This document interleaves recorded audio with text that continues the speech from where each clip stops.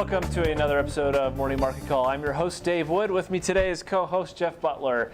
We're indebted to you truly for being with us today. So we're going to talk a little bit about the State of the Union address that President Barack Obama gave recently. And Jeff, can you give us a few highlights? Sure. Probably one of the biggest things about the night was the fact that they decided to kind of integrate both parties. So Republicans, Democrats sitting next to each other in order to create a more bipartisan atmosphere. And I think overall they did obtain their objective. I think they were able to reduce a lot of the pomp and circumstance that usually comes with the State of the Union. And I find myself much less angry at you now that I'm sitting next to you. Indeed. Yes. Probably one of the other big messages of the night from President Obama was his desire to really get the United States as back to its dominance as far as the economy goes. So a lot of what he talked about was really promoting more research and development to get our economy back to its market dominance. He mentioned this was kind of our Sputnik moment, if you will, and even referenced the fact that South Korea has more internet users per capita than the United States. And so by injecting the economy with more research and development, he hopes to help boost us back to where we used to be. So help boost us back. That sounds remarkably like let's spend a whole lot more money. Is that right? Yeah, it is correct. In fact, but in addition to that, he also promised that within the next 90 days that he would help reduce federal spending by $100 million. $100 million? That sounds like an awful lot of money to me. Yeah, exactly. But I guess we don't have a sense for just how much money that is. Yeah, it's pretty hard to put in perspective. So do you have any props that you could help us figure this out? I'm so glad you asked. I brought some pennies to help illustrate how much money this really is. That doesn't look like very much money. You're right. It's all the change I had. I don't think you brought enough pennies. Indeed, but actually, we found a guy on YouTube who did have enough pennies, and we'll show you that right now.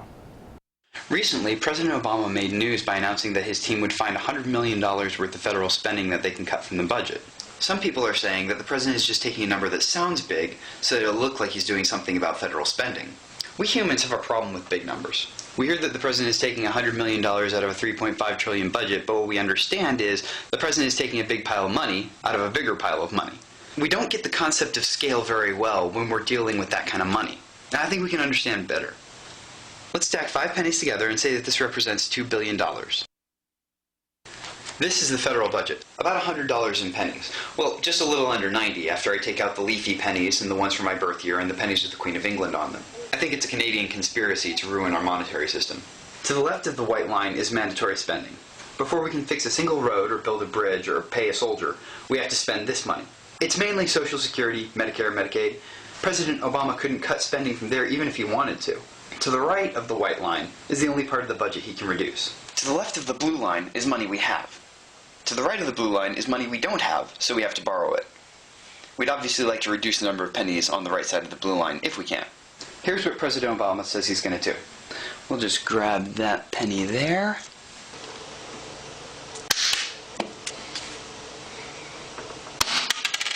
Then we take 3/4 of our penny, and we put it back on the budget.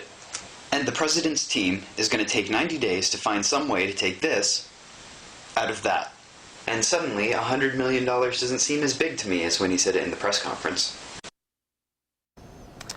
There you go. So that kind of puts it, I think, in a little bit better perspective about really what effect $100 million is going to do to our federal budget. Simply put, that ain't nothing, Jeff.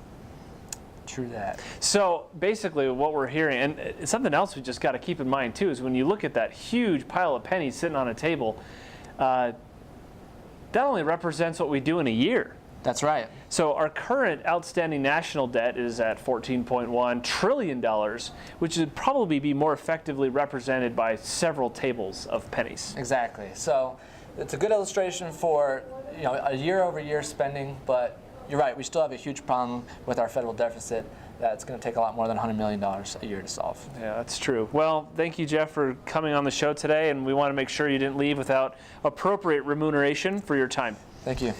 This has been another riveting episode of Morning Market Call. Thank you for coming, and you can find us on Facebook and Twitter. We'll see you next time.